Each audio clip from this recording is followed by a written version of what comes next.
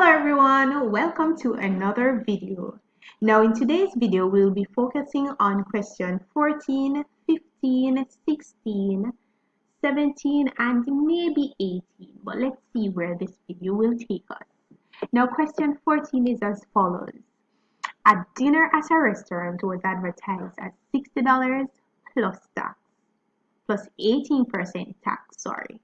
The total bill for this dinner was, so we know that the dinner costs $60, and we know from definition that a tax is always added to the price. All right, so it is $60 with an additional 18% as tax. All right, now we don't know how much is 18% of this amount, so we will have to find out this information. All right, so what I will do now, I will have to find out what is 18%. So 18% can be written as a fraction as 18 over 100 times $60. All right, so let me just need, all right, good. Now let's see.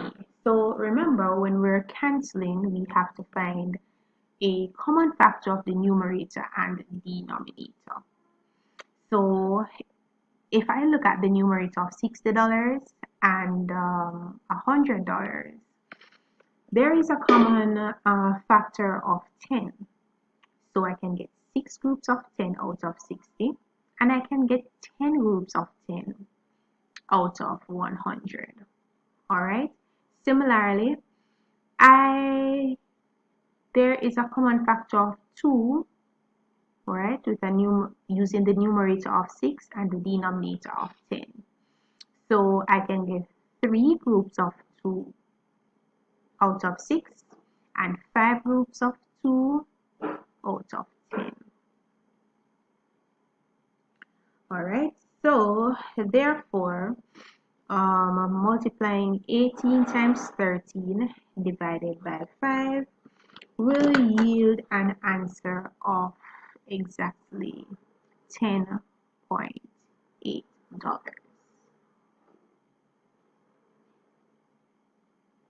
All right, so that is just the tax amount. Now remember, the 18% tax should be added to the price. So if the price is $60,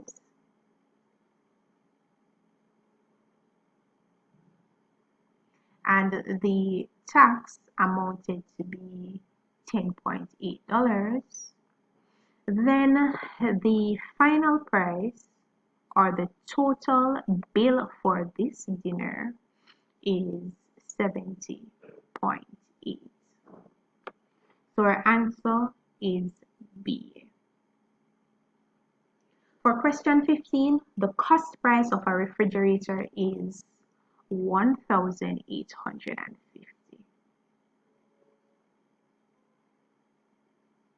All right, so let me just put 15 here to indicate that I'm currently working on question 15.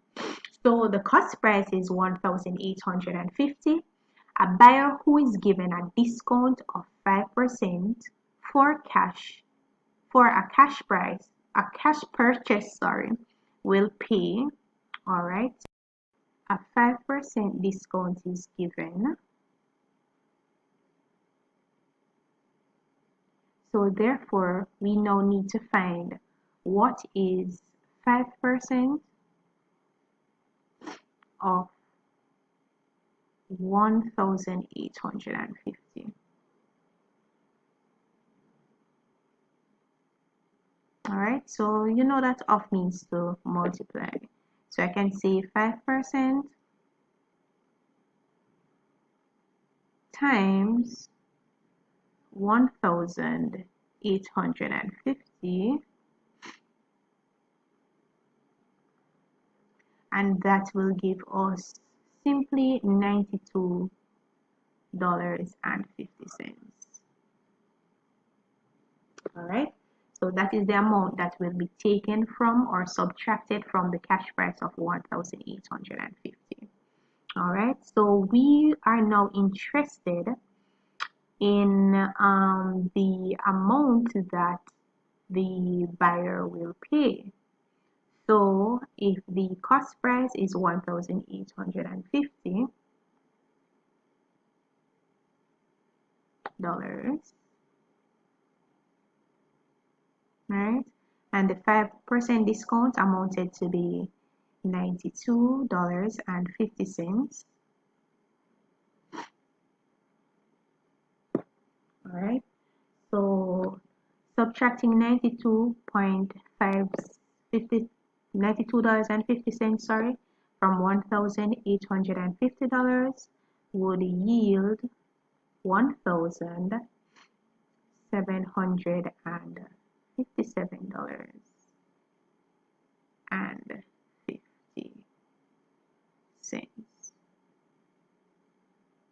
All right, so the answer would be C.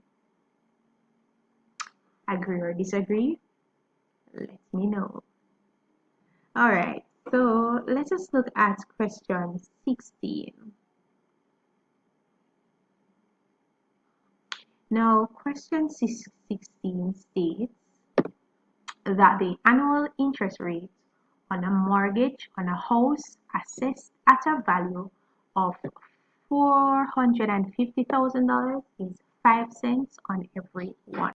Annual interest rate on a mortgage on a house assessed at a value of $450,000 is 5 cents on every $1.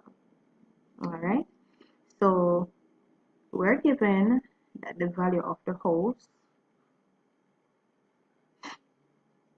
is 450.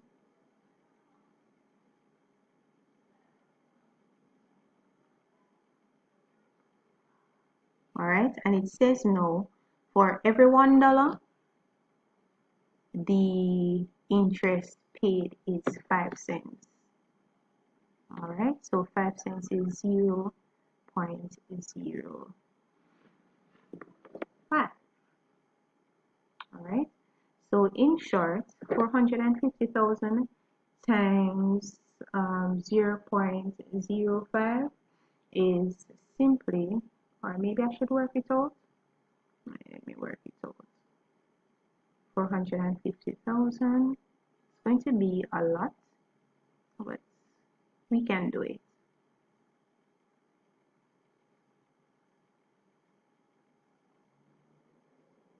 Alright, so 5 times 0 is 0, 5 times 0 is 0, 5 times 0 is 0, 5 times 0 is 0, 5 times 5 is 25, so place the 5, alright, rename the 2, so 5 times 4 is 20, and 2 is 22. Alright, so we have 2 decimal places, so that means our decimal point would be positioned here. So therefore our answer is 22,500. Alright, so our answer is B. Okay, so you can take some time and read the question, ensuring that you have a clear understanding of what is being asked for. On to question 17. The simple interest on a sum of money invested at 5% per annum for 3 years was, all right, so we want to find, was $90. The sum of the money invested was, so the sum of money now would be P, which is the principal. All right, so what else do we know? We know that the rate is 5%, right? And T, remember that T represents years. So P, principal, R, rate, T is time, and time is in years in this case. So that's 3 years. And we were also told that the interest is $90. All right, so recalling the formula for finding simple interest is equal to the product of the principal, the rate, and time. All right, so remember that the rate is in percentage, so that's all over 100. Okay, so we were given the interest, $90 in this case. We don't know what the principal is. However, we know that the rate is 5, right? And the time is 3. Right? So remember that the rate is written in terms of percentage. So that's all over 100. All right, so let's see now. So at this stage, we can simplify our expression, or that would be $90,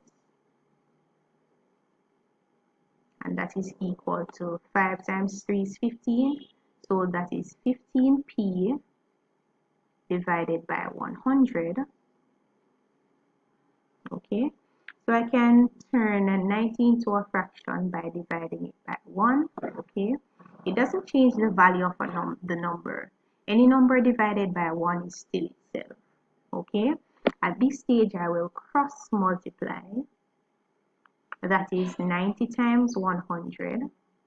So cross multiply, I'll multiply a number in the numerator and the denominator, so that is 90 times 100, and that is equal to 1 times 15p